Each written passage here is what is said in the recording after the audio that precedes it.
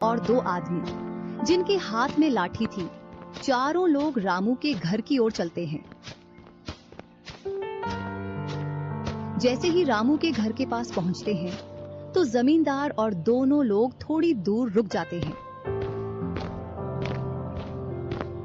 अरे रामू भैया, बाहर निकलो, मैं पास ही के गांव से आया हूँ। जरूर, जमींदार होगा। मैं आज गेट खोलूंगा ही नहीं। मैं तुम्हारी ससुराल से आया हूँ। तुम्हारे ससुर साहब ने तुम्हारे लिए कुछ रुपए और कुछ आभूषण भेजे हैं, क्योंकि बुढ़ापे की वजह से उनसे यहाँ तक आने की नहीं बन पा रही थी, इस वजह से उन्होंने मुझे भेजा है। इतना सुन रामू के मन में लालच आ जाता है और वे फटाक से गेट खोल देता है। कहाँ है पैसे और धन? क्या तुम्हारा ही नाम रामू है? हाँ, मेरा ही नाम रामू है। कहाँ है धन? यही पास में रखा है, चलो दोनों उठा लाते हैं। वह मुनीम के साथ चल देता। थोड़ी दूर चलने के बाद मुनीम जमींदार जी को बुला लेता है। जमींदार और दोनों लोग रामू के पास आ जाते हैं। लाओ, मेरे पैसे लौटाओ, ब्याज समेत। मैंने आपसे पैसे नहीं लिए। ये ऐसे नहीं मानेगा। अब तुम दोनों के हवाले करता हूँ, तुम चाहे जैसे इससे पैसे निकालो। और दोनों आदमी रामू को लठ से मारते हैं। रामू चिल्लाता हुआ, अरे भाई रुको, अरे भाई रुको, मत मारो, अरे भाई रुको, मत मारो। इधर वह दोनों रामू में दे लठ लठ बरसा रहे थे। तभी राजू गेट खोलकर देखता है तो रामू पर कुछ लोग लठ से वार कर रहे थे। तो वह दौड़कर उनके पास आता है और बोलता है, अरे भाई रुको। इस रामू ने आज से 5 महीने पहले मुझसे पैसे लिए थे। जब लौटाने की बारी आई तो बहाने कर रहा था। कितने पैसे हैं? 2000। रुको, मैं लाता हूं।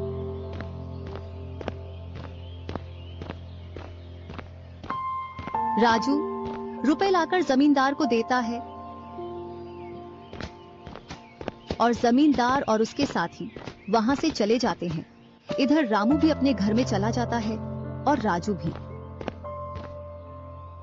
कुछ दिनों बाद दोनों भाई अपना अपना खेत खोदने के लिए खेतों पर पहुंच जाते हैं।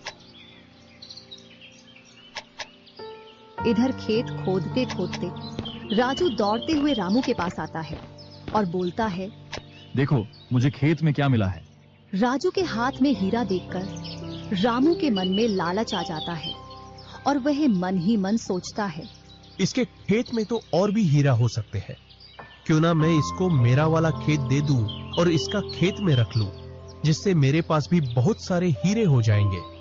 मैं क्या बोल रहा था, क्यों ना तू मेरे वाले खेत पर फसल कर ले और मैं तेरे वाले पर। इतने दिनों से तू कम जगह पर कर रहा था। और रामू राजू वाले हिस्से को खोदने लग जाता है।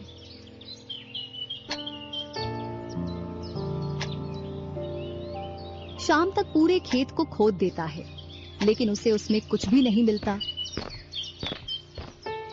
और थका हारा घर पहुंच जाता है। आज पूरा खेत खोद दिया, लेकिन फिर भी एक हीरा नहीं मिला। जबकि राजू ने खेत का एक कोना खोदा था, उसमें ही उसे एक हीरा मिल गया। अच्छा, आप अगर ऐसे ही मेहनत करते रहे तो एक दिन आपको भी बहुत सारे हीरे मिलेंगे। बातों ही बातों में रामू की नींद लग जाती है। तब वह बोलता है, आज जैसी नींद मुझे कभी नहीं आई। हाँ, अगर तुम ऐसे ही मेहनत करते रहे तो आपको रोज ऐसी नींद आएगी। और रामू उसे वर्ष राजू की तरह अपने खेतों में मेहनत करता है और दोनों की फसलें बराबर निकलती हैं, जिससे रामू के चेहरे पर अलग ही चमक दिखती है। एक दिन चारों लोग साथ में बैठकर खाना खा रहे थे। क्या सच में उस दिन खेत में से हीरा निकला था?